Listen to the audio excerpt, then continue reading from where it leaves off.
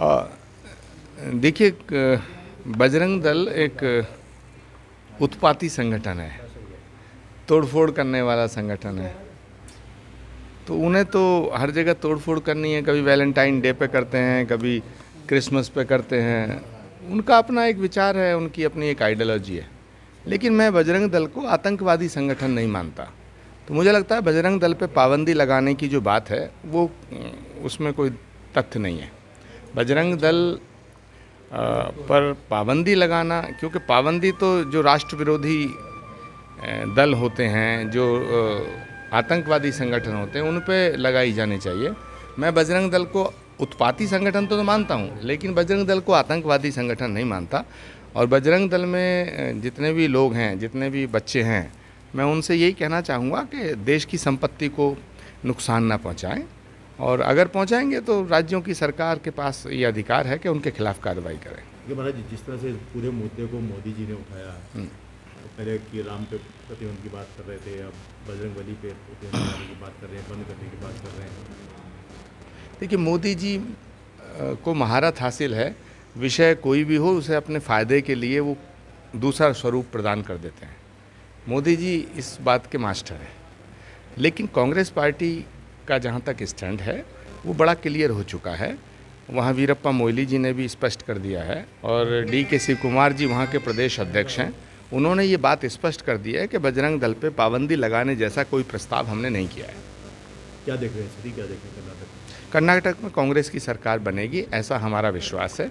प्रियंका गांधी, राहुल गांधी, खड़गे जी और वहाँ की जो स्थानीय लीडरशिप है, स्टेट की जो लीडरशिप है, वो बहुत ही मिल कर के मेहनत कर रहे हैं।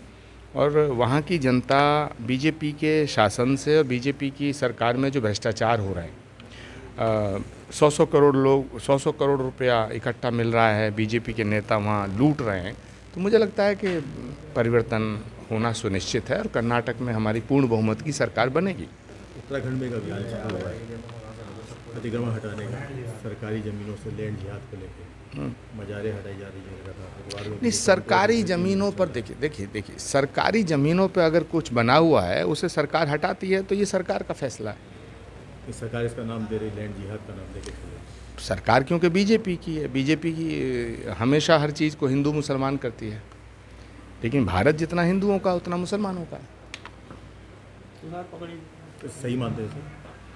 नहीं, ये सरकार का फैसला। जब हमारी सरकार बनेगी तो हम, अगर हमें लगेगा कि ये फैसला ठीक नहीं है तो उस पर पुनर्विचार करेंगे। लेकिन सरकारी ज़मीनों पे कोई भी निर्माण करना ठीक नहीं है, क्योंकि देश बड़ा है, सियासत छोटी है। देखिए, समलैंगिकता एक गंभीर और संवेदनशील विषय है। मुझे लगता है समलैंगिकता जो विषय है वो दया का विषय है, भावना का विषय है। उन पर वो एक मानसिक विकृति है, क्योंकि वो अननेचुरल है, और जो अननेचुरल है उसको समाज स्वीकार नहीं करता। लेकिन ये विषय सुप्रीम कोर्ट के भी विचाराधीन है, भारत के बड़े बड़े राजनीतिक इस पे चिंतन कर रहे हैं।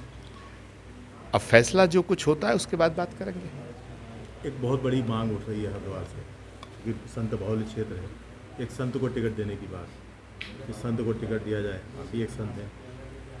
नहीं, संतों का ये कहना कि हरिद्वार एक धर्म नगरी है और वहाँ का प्रतिनिधित्व, वहाँ का जो रिप्रेजेंटेटिव हो वो एक संत हो, तो ये तो कोई गलत नहीं है। मैं संतों की इस मांग से सहमत हूँ। लेकिन मैं तो एक और बात कहना चाहता हूँ कि सिर्फ हरिद्वार ही क्यों, उत्तराखंड देवभूमि, और देवभूमि का तो मुख्यमंत्री भी साधु होना चाहिए। आपको मौका मिलता है? नहीं, मुझे मौका मिलता है तो मैं भी उसको मना थोड़ी करूँगा, लेकिन ये फैसला मेरा थोड़ी है। ये तो सामूहिक फैसले होते हैं ना। हरिद्वार की जनता का फैसला होगा, उत्तराखंड की जनता का फैसला होगा, है ना। ये तो बड़ा फैसला है। लेकिन मैं चाहता हूँ कि उत्तराखंड, क्योंकि देवभूमि है, उसका तो मुख्यमंत्री भी कोई साधु हो तो अच्छी बात है। इसमें क्या बुराई है? जब डॉक्टर राजनीति में आते हैं, वकील आते हैं, इंजीनियर आते हैं, साइंटिस्ट आते हैं, तो साधु को भी अधिकार तो है ना देश की राजनीति में महत्वपूर्ण भूमिका निभाने का। और फिर हमने तो उत्तर प्रदेश में उत्तराखंड का मुख्यमंत्री बनाया, साधु को बनाया। उत्तर प्रदेश कितना बड़ा प्रदेश है, बड़ा भाई है उत्तराखंड का।